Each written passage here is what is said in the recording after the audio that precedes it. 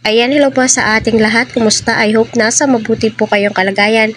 San mang dako kayo ng mundo naroon. So, ang topic po natin, walang iba kundi ang pagpunta ni Kalingap Edu doon sa Baguio. At kita po natin ang mainit ng pagtanggap ng mga supporters nga po sa kanila.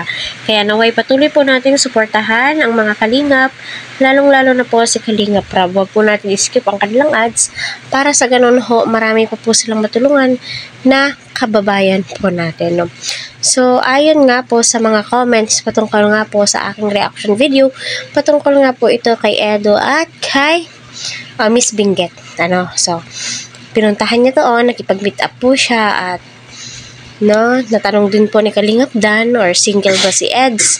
Single din po yung girl, So, medyo may pakilig-kilig pero si Kalingap Eds, mafe-feel mo po talaga sa kanya na uncomfortable po siya. Ay, alam naman po natin, yun na po talaga yung ugali ni Eds na shy type. Shy type po siya. So, marami akong nababasa na hindi daw po pwede dahil mature daw po ang girl, ganito, ganyan. So, nakadepende lamang po yun, wala naman, paghanga lang naman po yun.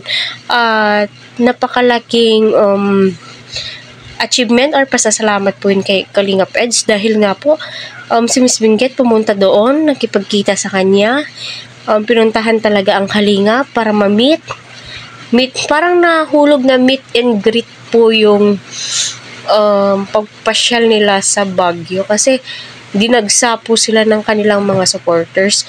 So, ganyan po sila kamahal ng mga Kalingap viewers. At aside naman po sa sinasabi na nadidiktahan daw po si Kalingap Edu, no.